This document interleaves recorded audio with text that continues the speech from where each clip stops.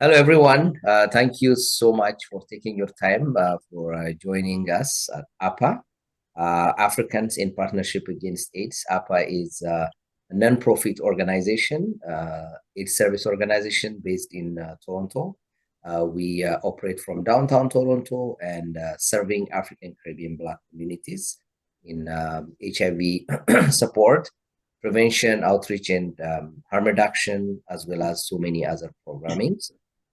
Tonight or today, you are invited to speak about HIV/AIDS related stigma. Thank you very much for taking your time joining us on this essential discussion around stigma and discrimination related to HIV.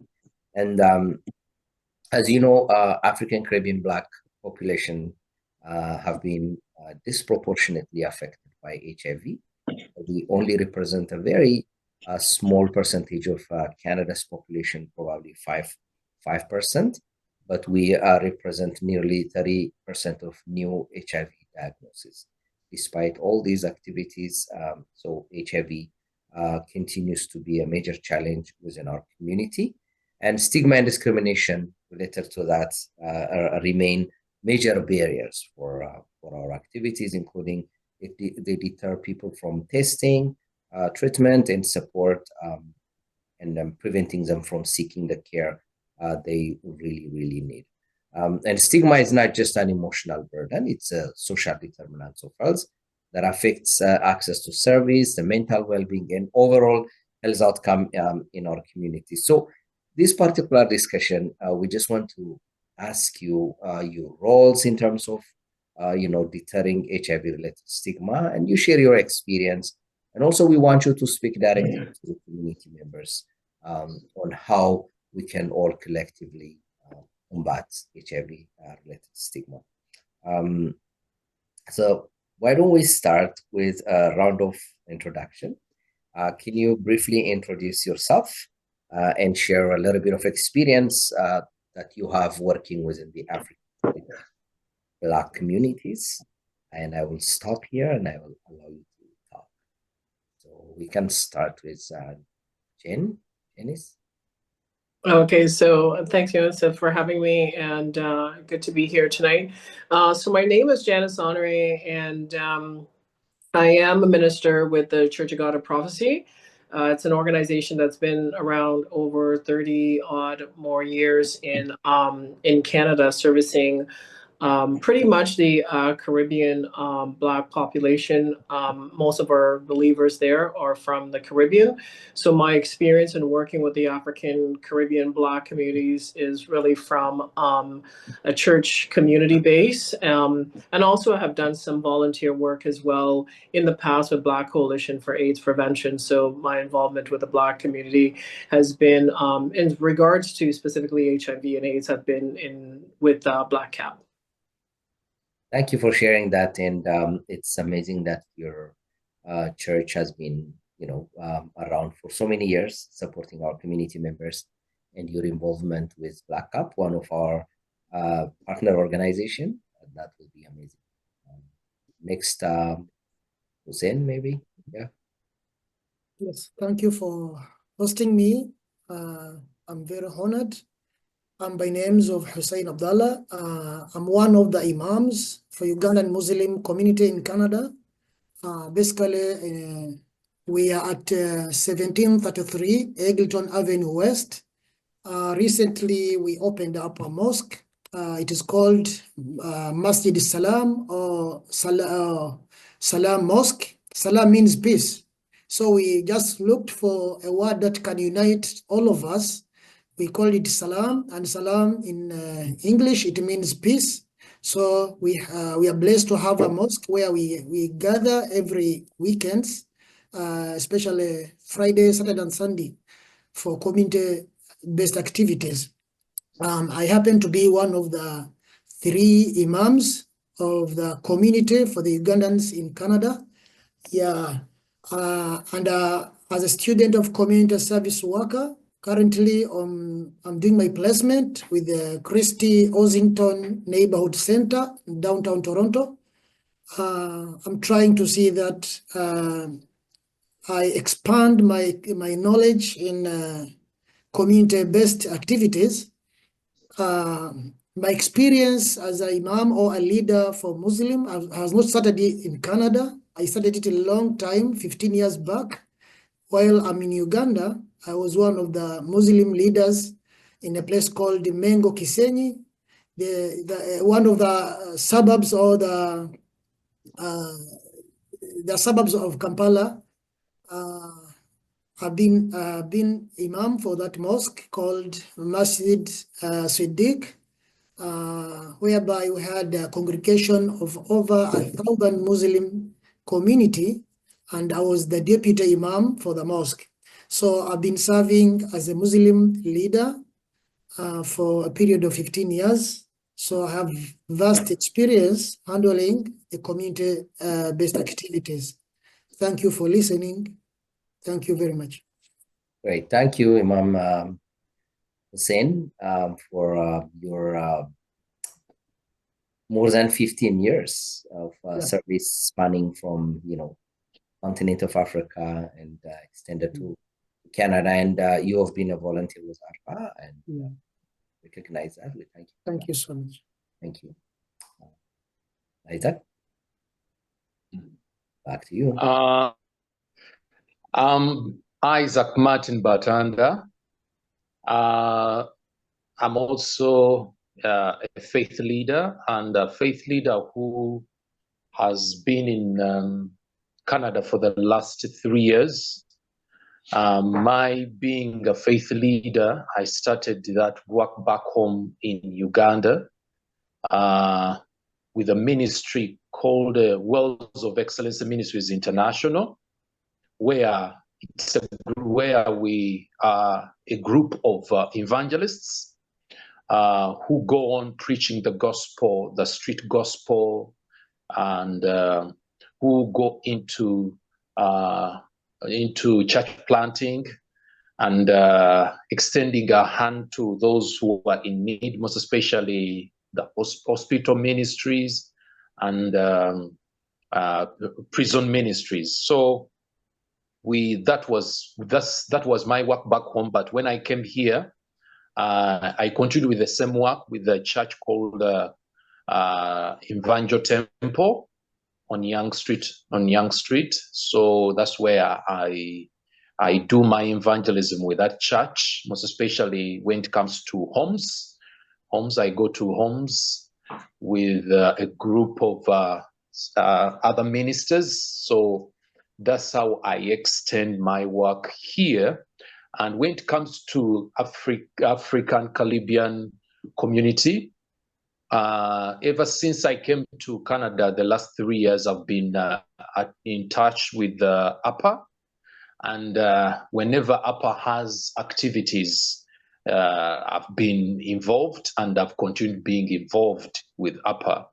So that's how I continue with my work with the Caribbean, with the African Caribbean, because even the church where I go to, it's a church of different mixed races. So where even Africans, Caribbeans, whites, so they are all there. And I've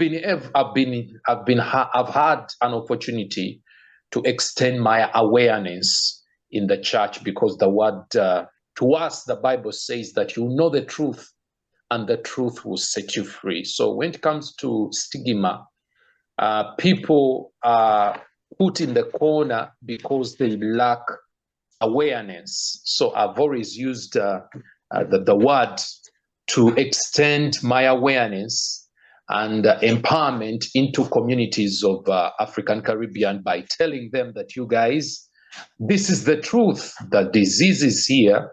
Yes, but these are the things which we ought to do in order to live a better life in the communities where we live in. So that is Isaac Martin Batanda here in Canada for the last 3 years. Yes, thank you, Isaac. I remember Isaac as a newcomer coming to Canada and getting involved at APAA as a volunteer, and also extending your mentorship support to many of our newcomer communities. And that's really, really appreciated. Thank you for joining us, and thank you for that introduction. So our first question, let's jump into the topic.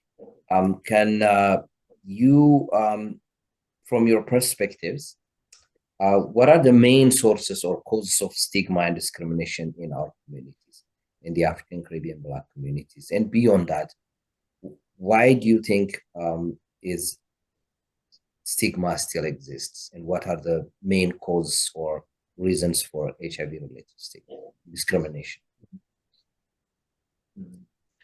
Anybody can start a particular order. Let me start maybe. I think I have the hottest one. One of the main causes of stigma in the African and Caribbean communities is that we are not ready to go an extra mile when it comes to capacity building. We are not ready. Most of us, when we come here, we come into North America with the attitude of making money. Because like in Africa and in Caribbean, you can survive without certification, without papers, you know? So we come with that attitude. So when we come here and we find ourselves when things are not, when we come here and we find ourselves that the reverse is that you need to be certified, it's very hard for us to change and put ourselves into that environment where we need to be empowered, not only in the issues of finances, but even in the daily way of living, you know? So at the end of the day, because of that attitude of not being ready to be empowered, we find ourselves missing out a lot of information, not only in finances, not only in social life, but a lot. That's why even when it comes to people who are going to be deported, we are the biggest number on that list. Why? Because we don't want to be given that capacity building, coupled with the attitude that we can make it without being certified in different areas or given awareness in different areas, where HIV/AIDS is also inclusive. Because with HIV/AIDS, when you look at the programs like APAAs, these are very good programs, and which programs also where they have other resources where they can connect you to. But how many times has APA called people to get into these programs, and we see a number which is not really satisfying for people to really to come in. Why? Because we are not ready to be empowered. So that one is an issue when it comes to the sources of stigmatization in the Africa and Caribbean communities. Thank you. Thank you, Aidak. Lack of awareness, lack of information, and lack of interest from people who get involved in the areas of HIV. And those are really good points. We have also observed that in our daily activities. What's your take on that, Janice, when it comes to why the source of HIV-related stigma is? So from my experience, and originally was born in Grenada, but grew up in Canada, but also spent some time in Trinidad. And most of my circle is really from the Caribbean community and some countries within the African diaspora as well. But one of the things that I've noticed, or I think is contributing to that stigma and discrimination, is HIV and AIDS as to how we see it in the community as Caribbean, not, in the Caribbean community, we tend to see back in the 80s when HIV was really prominent, and in the 90s, there was a lot of the communication, the narrative is that, it's based on your lifestyle. It's based on your choices. This is how you choose to live, and it's a disease that come and you're being punished for it. And if I associate with you, I can catch this disease in this way. So lack of education, and that creeped into the church as well, because the church is the foundation for a lot of our Black communities. And then associating HIV and AIDS with sinful lifestyle, sinful behaviors, and then the way people and the way people live. And so the person who was diagnosed or living with HIV and AIDS, if it was known in the community, and again, in the Caribbean, we're really small communities, right? So you're in a small community, and you're vulnerable. So, and with that vulnerability of understanding and the lack of education and not even understanding fully HIV and AIDS in that time, people were just coming up with all these various narratives, and not necessarily true. And again, the church held on to some of that. So I believe that continue on today, even though we see a lot of breakthrough in the medicine and how people's lives have been enhanced living with HIV and AIDS, but some of that has still, it has stayed, right? It hasn't been flushed away. And I think that's what has carried. So even though we've left the Caribbean, right, and you're living in North America or in Canada, that still remains, because you're still associating with your community, and your community still hold fast to those thoughts, to those beliefs. So, and it was known that if you, if it was known that you're living with HIV and AIDS, right, you were sort of ostracized, right? You were labeled, you were targeted, right? And as a result of that, the person had to shield themselves, right? And it was hard to really educate, because there was not a lot of services or platform to provide that education. And I believe, even though, again, in Canada today, some of that still exists, the stigma is there because old narrative, right?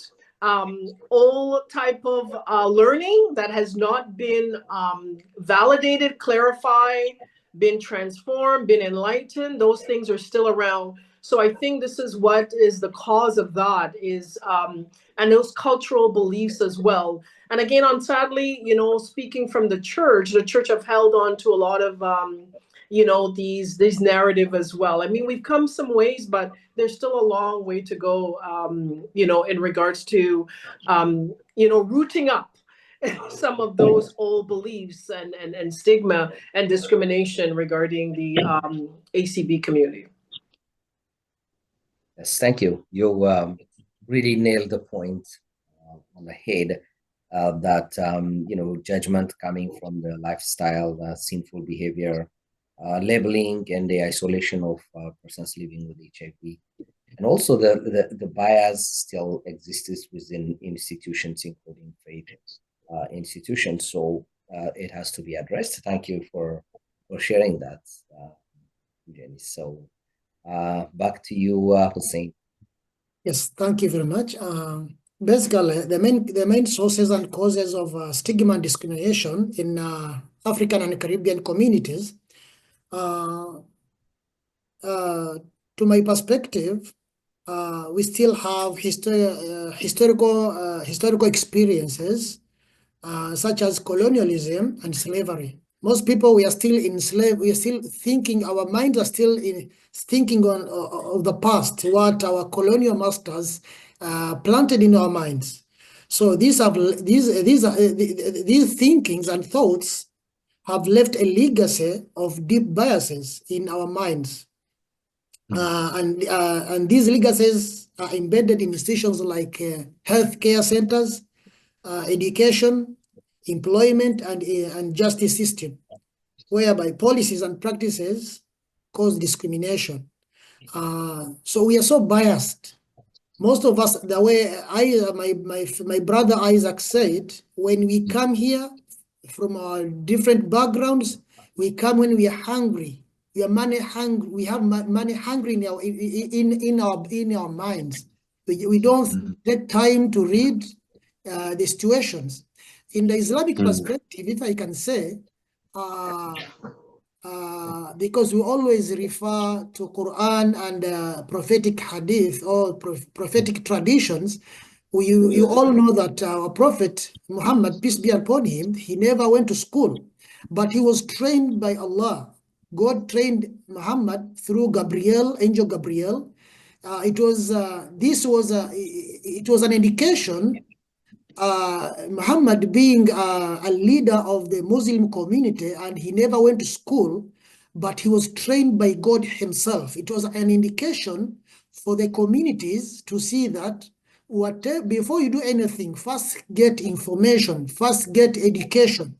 So we come to these countries, North American, basically we don't know our values, what we need to do. That's why other communities have put us down. They are undermining us because we have failed to know our values. Secondly is culture and social norms. The cultural beliefs and social expectations also play a crucial role in some communities, whereby mental health issues are often misunderstood and stigmatized. So basically, we see that we need to have resource centers whereby we can be informed of our cultural by not neglecting our cultural beliefs and traditions. I appreciate your response regarding what HIV stigma means for you, and also you shared incredible experience that you have been working with the African Caribbean Black community in the area of supporting people, and also you really give us good ideas as to why HIV stigma still continues to exist. You mentioned some very important points, including historical facts and then also facts that are still lingering in the community, and we appreciate that. So the points you mentioned would be really good segues for us to go to the next question, which is to explore the impact of HIV stigma within our communities. So from your own personal experience, can you mention some examples about how people would be affected by HIV-related stigma? Is there any story that you would like to share? Janice, maybe we can start from you. Okay. Thank you, Johannes. One that came to mind, actually, and it was not too long ago, and it was someone who is HIV, has HIV status, and was looking for a short-term rental place. And I was able to reach out to someone from my faith congregation and saying, well, and that person does short-term rental. And I said, here's an opportunity. You're looking for someone, perfect match. And that person went over, did the interview. And one of the things which I guess they did not need to do, but they did, they disclosed their status. And I think because they felt maybe the person they were speaking to was of a Christian faith. And at the end of the day, the person called me and says, my faith colleague called and said, I can't do this. I can't rent the person the place because they disclosed their status to me. And, we'll be sharing the bathroom, we'll be sharing the kitchen, and very concerned about that. And I had to take the time to just educate that person. I said, well, it's your choice not to. I said, well, first of all, that person did not have to disclose their status. That's their personal health information. So there was a level of vulnerability and trust that that person, handed over to you at a first time, which I thought was very brave. I said, and just how you receive that in your reaction, I think I'm not even sure how that person might feel going forward, even to do that again. And I said, but you cannot contact HIV and AIDS by sharing a bathroom with someone or using the same glass or cup from a kitchen. You know that, right? And I don't think she did. And even though I used that moment to do some education, you could still see that there was some uncomfort, level of discomfort of not wanting to, and obviously she didn't go ahead. with renting out the room. But it goes to show, right? And again, this was just recently that stigma is still very much alive, right? It's there, and more education needs to take place, and just to get the messaging, and the framing, the right framing out there, to help to reduce the stigma. Thank you. That was a really amazing story, which, again, like you said, reflects the fact that HIV stigma still continues to happen within our communities, and in a very, in a very interesting way. You also made a connection to lack of information, lack of education, as a factor that facilitates HIV-related stigma, and it really reinforces the idea that we should continue to provide basic education for persons like within our communities. Thank you, Janice, for sharing that. Anybody else? Hussein, maybe you can share some stories. Thank you very much, Yohannes, for hosting me today.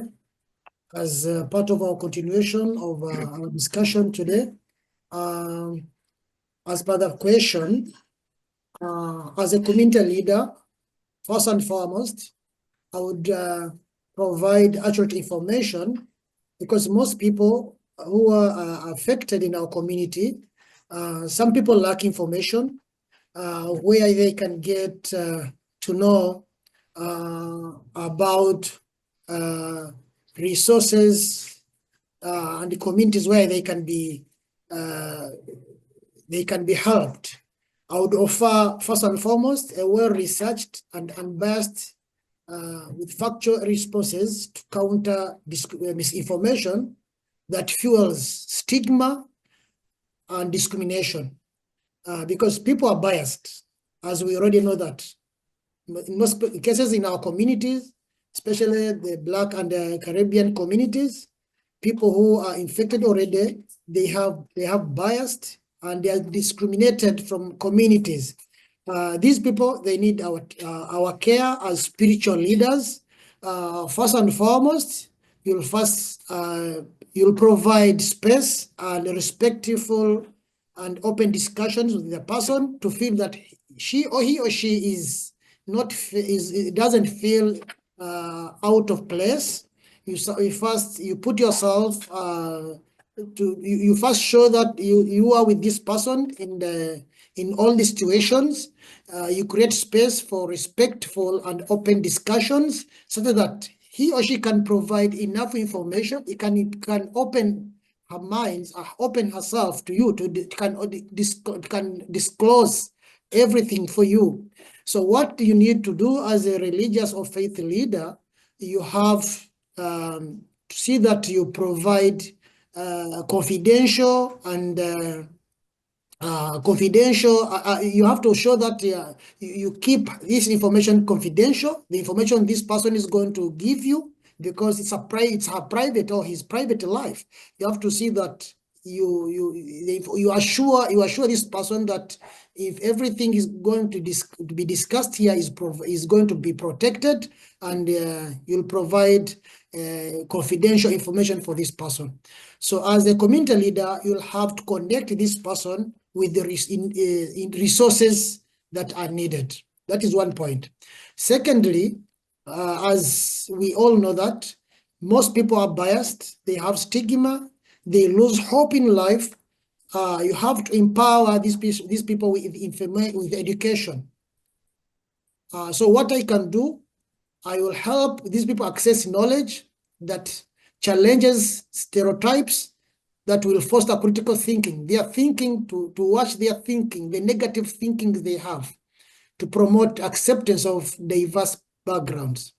Another point, I will address bias, because they're already biased. They have stigma, so they are biased.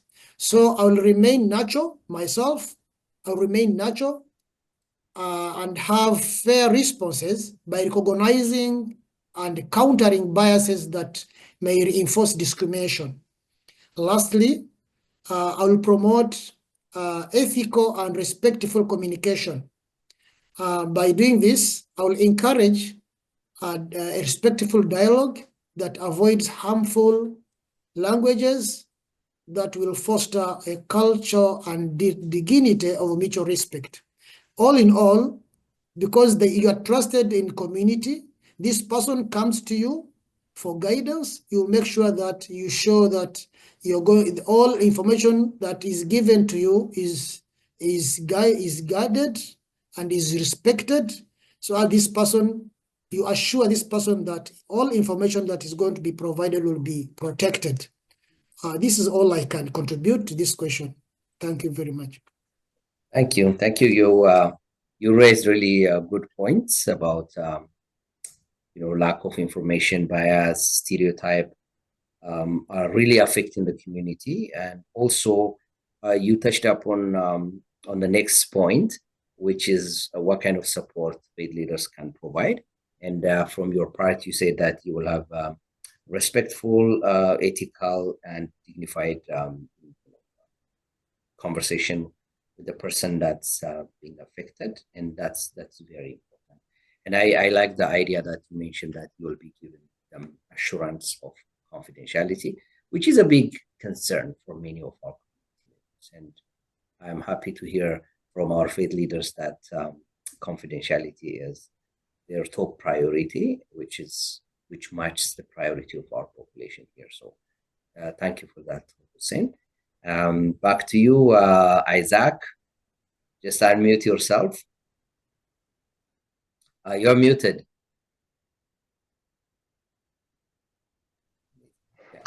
Yeah, I'm back again for this question. And yes, you said what are some of those examples of stigma or discrimination in the society or in the communities that we lead.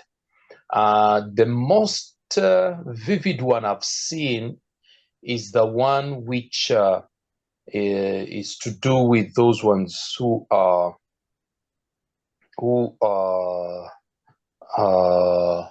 business owners. Business owners, to a certain extent, I've had church members coming back saying that, when I went to so and so's company to start working, when I mentioned my status, this person found ways of not giving me the job because he knew because of my telling him or her that I'm HIV positive. So they said all the time, maybe I'll be in these issues of saying that I need a sick leave, I need this, I need this. So to a certain extent, I came to realize that the people who own businesses, to a certain extent, they do not want to hire people who reveal their status. And that is common with the communities. And a church will bring all kinds of people, and amongst them, those are the business owners. And how, as a church leader or a faith leader, what do I have to do? What have I been doing, and what will I continue doing? One, like my brother Hussein has said, that confidentiality is very key. But as a faith leader, I will enhance and preach about confidentiality of the business owners, and letting them know that this disease or illness is not as harmful as it used to be in the years of 80s and 90s.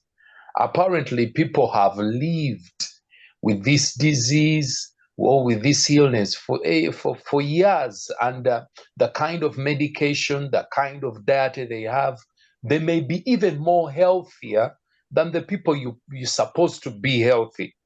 So I would use and I've been using my platform to let people know that a person with the HIV positive kind of life is not a person who is disabled, who is unable to be useful to the community or to the companies where they are employed. Then the other one is also to let to use my pulpit as a place to let people know that being with a person around who is HIV positive, it is not life and death. And an HIV positive person in the community, he cannot spread the disease to another person in, like, they think that, like my sister said, Jen, that through use sharing the cup, sharing the bed sheets. No, that's not the issue. So all in all, I've been using my pulpit to let people know, and two, I'll continue letting people know on my pulpit. And the other thing also to let, I'm going to use my pulpit or my influence as a church or a faith leader to let people know who have HIV/AIDS, who come to me for consultation, to let them know that what you're telling me is for your own use, for your own, but I'm not going to let it be known by other people. And the last one is to encourage people using my pulpit to test, because when you test, you get to know your status. And also letting people know, go for the drugs, for the medication, using my pulpit, because people, they think when you get HIV positive, you don't have life, you cannot live again. But when you are medicated, you can live, and even better than the people who are not HIV positive. So those are my my examples, and even the strategies I've been using, and I'll continue using as a faith leader. Thank you. Thank you, Isaac. Those are great points. You really raised excellent ideas, especially using your faith leader position to preach about confidentiality, to also even go further and then encourage people to get tested. That's really amazing. And also to advocate on behalf of the persons living with HIV, telling other people that, okay, people living with HIV, with the advent of all the treatment options right now, can live a healthy life, and it's not something to be scared of. So I'm so glad to hear that. As an AIDS service organization, we also have our own bias that, okay, it's so hard to work with faith leaders, but as a APA, as Africans in Partnership Against AIDS, we have had an excellent relationship with many of you. And today we witness this again, your commitment to continue to work with us. Probably I just want to go back to Janice. You already mentioned some examples how HIV-related stigma manifests within your own examples. But how would you support a person, living with HIV comes to you as a faith leader, or if there was any kind of support that you would extend to them? Just briefly, if you want to catch up on that. Well, thanks for the question. Pretty much, I would say just continue doing what I'm doing. As I said, I've been volunteering with the HIV and AIDS community for, I would say, like over, probably close to 30 years now. So I'm heavily, in the trenches and in regards to volunteering, and also for people living in the community, and also for young people living with HIV and AIDS. And I think that is one segment of the population that tends to be neglected. There are children, and I don't see as much as I would like to see, to be honest, from the African Caribbean community supporting HIV and AIDS to target young people. Children, once you're diagnosed, we know the Hospital for Sick Kids is there. We know we have the Teresa Group and others that are there to support. But that pivotal point is once they transition from teenage to adulthood, right? It's it's the transition is challenging, right? So all of a sudden, a young person who's been pretty much getting a lot of care and support, and even in the hospitals, right? So by the time they move out from sick kids, they're move over into Toronto East General or a hospital, or a Toronto General at a hospital, and they're now in an adult facility. So I think it's really then like, how then, even as faith leaders, do we support young people with that transitioning? Young people are also very challenged, right? They want to be what they would call a normal teenager, not knowing that they have this stigma on, attached to their backs. And how then do they, they want relationships, they want friends, they want to do all these things. So then how to educate and support them as they're transitioning through that. So part of the things that I have done is doing like a big sister role. So volunteering with teenagers, having those discussions, just talking and letting them know that there's a place to talk, and even understanding the resources in the community. Because let's face it, the church-based community or the faith-based community, we don't have all the resources, we don't have all the answers. And there are community groups like yourself that are doing wonderful work. I think we just need to do more partnership, right? So that is something that I have done within my church as well, where we partner with the Philippa Z Center. We partner with agency as a Rise Ministry that walk the streets in the night, from 12 midnight to about 2 in the morning, and just looking for people like women are at risk, and doing education and providing cards and support and counseling. It's really being not just talking, but hands-on involvement as well, right? Walking the walk, and really helping to make that difference. Continuing to what some of the things we've done as well, and I've been involved when we're having certain events at our church is, we use it as a fundraising event, right? And the proceeds going towards a particular agency that supports people living with HIV and AIDS. And then at that event, we would ask somebody from that agency to come and to talk and to give education. I've done also what I've done in the past, have experts, or people who are working when we have our Bible study, or instead of making it an official Bible study, I've had a session where I've invited like Patrick Soje and his wife Lena Soje to come and do a session, an education session, 101, HIV 101. What is it? And an opportunity for the congregation to ask questions, right? And to provide, and they get a feedback. And that's also all the things that, is available to help to reduce the stigma. And I think it's a message that has to be preached, or awareness have to be like continually, right? It has to be a thing where where your congregation, they're hearing it over and over again, where it just becomes like, so the more they hear, the more they're taught, the more they retain it. Because most people think that HIV is not an issue anymore. As Isaac said, there's a lot of the medication, medicine has improved. We have a lot of breakthrough. People are living healthier lives than most people who are non-HIV positive. And we don't see the ads as we used to in the 80s and 90s, right? We don't hear about those campaign efforts and education efforts. So again, partnering with agencies like yourself, getting the message out there, letting people know, yes, it's HIV is still something that's there, but the impacts is minimum health wise, because people are living longer lives. And again, just educating, supporting a safe space and a safe place, and working alongside with agencies, already doing the work in the trenches like yourself.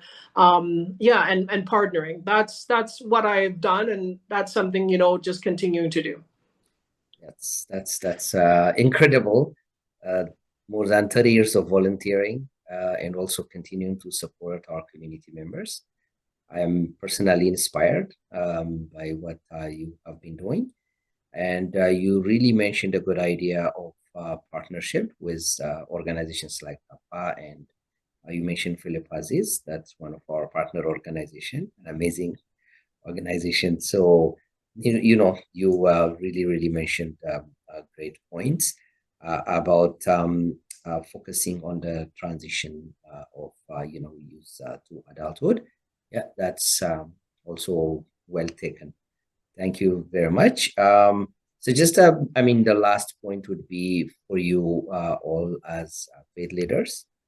You told us what the issues are. You already told us your experience, and then we have seen some incredible things that you have been doing, which again is inspiring for us as an organization. So I want you to speak directly to the community about HIV-related stigma. Direct message to the community members and also service providers. So I just want to leave the floor for you to give your direct message. Anyone can start, maybe Hussein. Thank you so much, Yohannes. Actually, I would advise my fellow religious leaders, first and foremost, to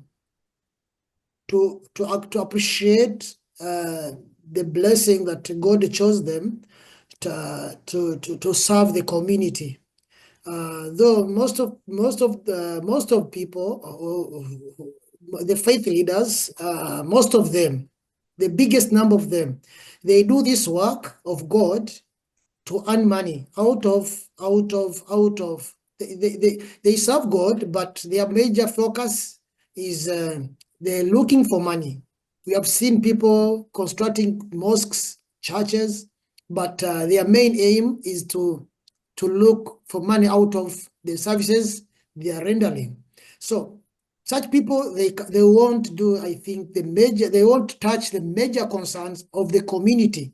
We've seen them doing things that sometimes they make matters come.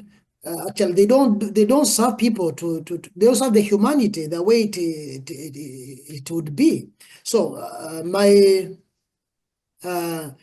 point would I would ask these I would advise the fellow faith leaders first to lead with mercy and justice, to lead the community or to lead the people with mercy and justice. Especially to teach people to uplift the vulnerable, to consider the vulnerable and treat all people with fairness and kindness. I would quote this with a verse of Quran in chapter 49, verse 12, where God tells us is telling people who are doing His work to serve people with kindness, with mercy, and don't expect the payment from these people. Expect payment from God. That's why I started by citing some of the examples that most people, we've seen some examples of people within our own communities. They are very good sheikhs, they are very good pastors, they have good reputation, but when time goes by, when the masses of people become big, people end up looking into the money, they go astray. They don't serve these people. Sometimes the mission, they won't finish their mission. They end up losing everything. So I would advise them to serve people with mercy and justice. Secondly, as religious leaders, we are a voice of voiceless. We are a voice of voiceless because people target us, people look at us as people who are directly connecting them to God. So when they look at you, they have all hope in you.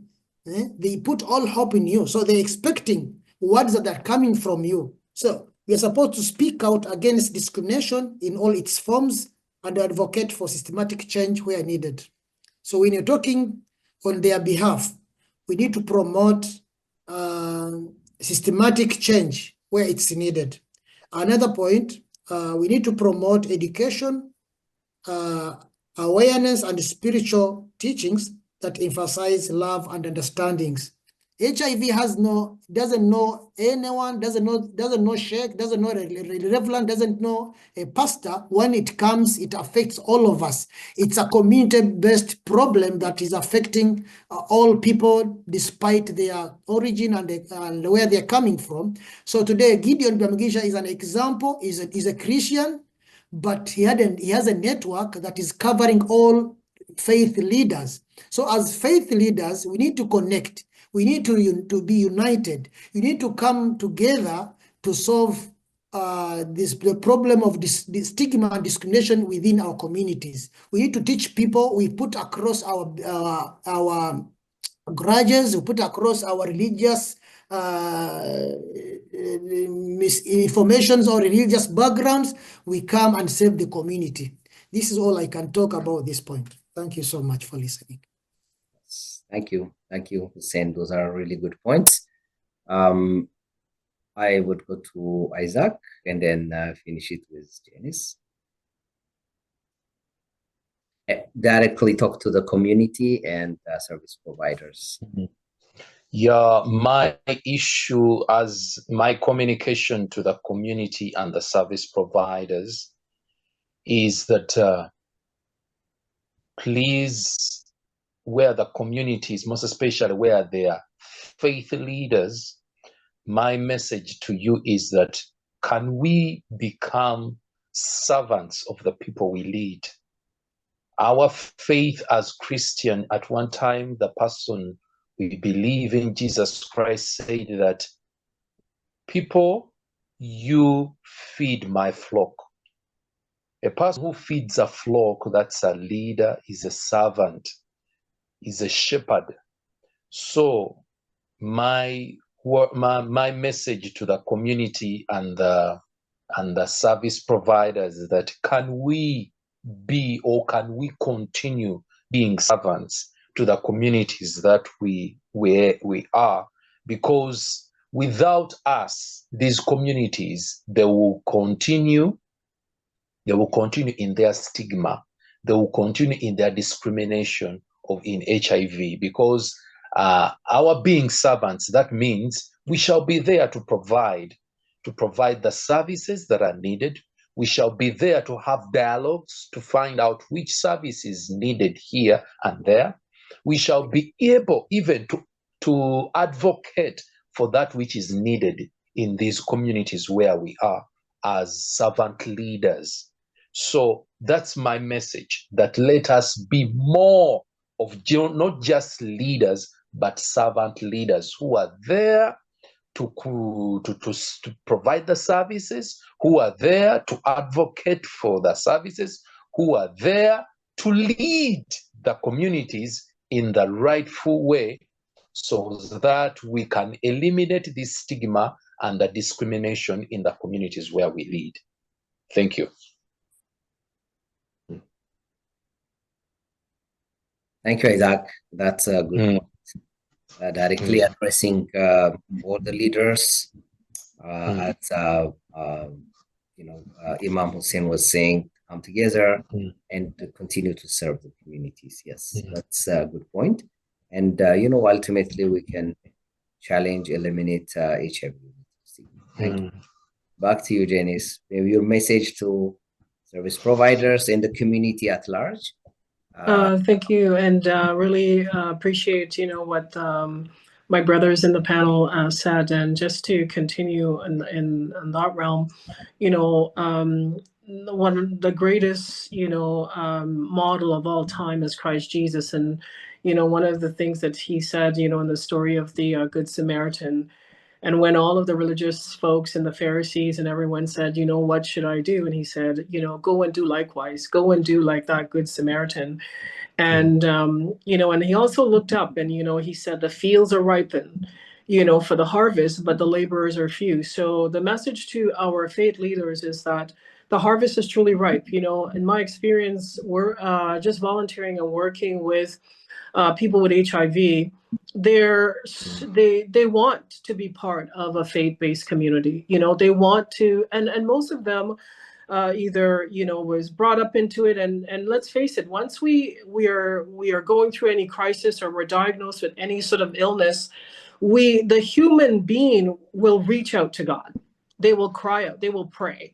And sometimes I think, the things that the enemy means for evil, God works it out for good for us to use something. It's within our trials and our suffering that we are able to connect to our Heavenly Father. It's within that is that we're able to cry out to Him and be reconnected.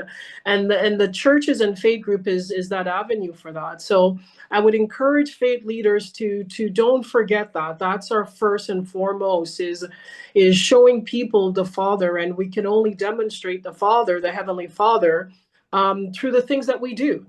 God is a spirit. He cannot be seen. A spirit is invisible. Well, how does an invisible God be seen? Through His children, through the works of you and I. And so we have to do that work. He says, by the things we do, then they would know that we are His disciples. People see God through us. So as faith leaders, partner, if we don't have the answer, pray, have God connect us to community groups again, like APAA.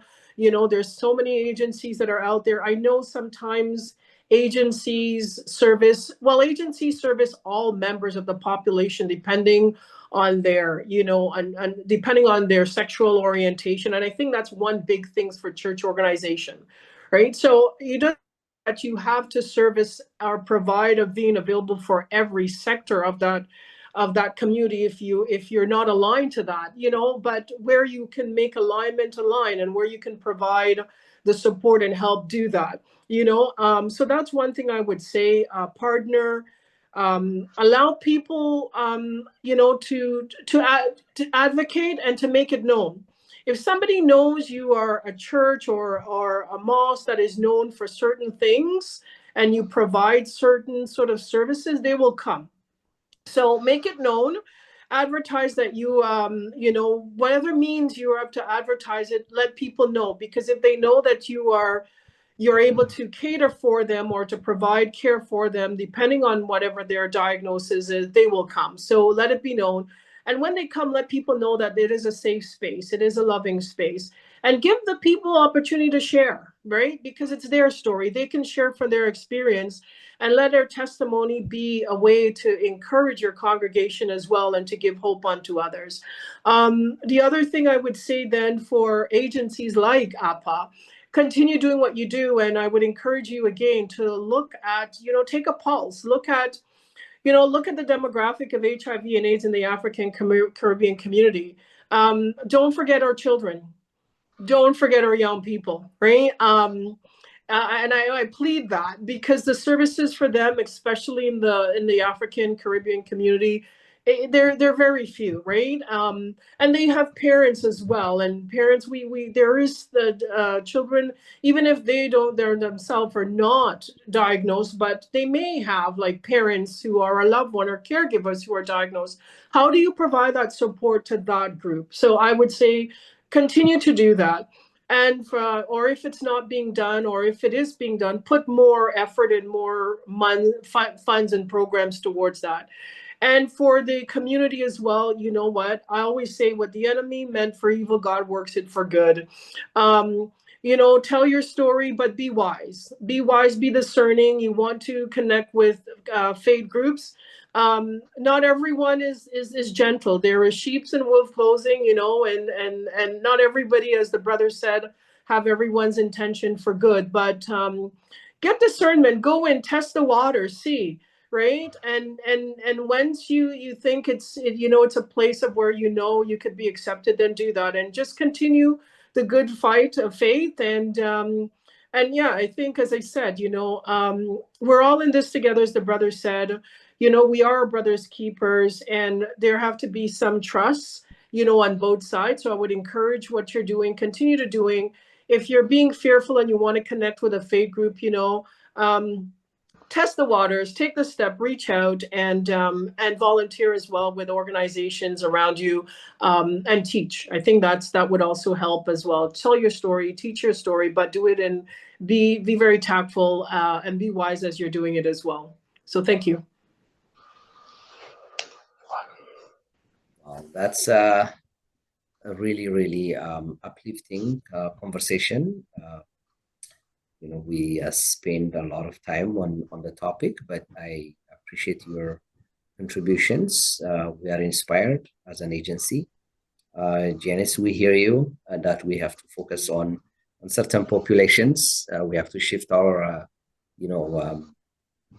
area of interest from the adults. Also, we have to focus on youth, and this will be taken seriously because we work with other organizations like ACHO, who would be, giving us an overarching strategy. And I know ACHO has also been thinking about including a lot of activities attracting the young people in our community. So this is well taken. And thank you. I hope this will be on our YouTube channel, and then it will reach out to more community members, more organizations, more faith leaders, and the message of hope will be propagated. And I would like to quote Janice at the end that you said, we are all in this together. And this is very hopeful for our community members to hear that we're all together. So I just want to thank all of you for taking the time and giving us words of encouragement. And I just want to assure you that I would like to continue working with you. So, thank you so much for your time. Until we meet next time with another topic. Thank you. Thank you. Thank you so much.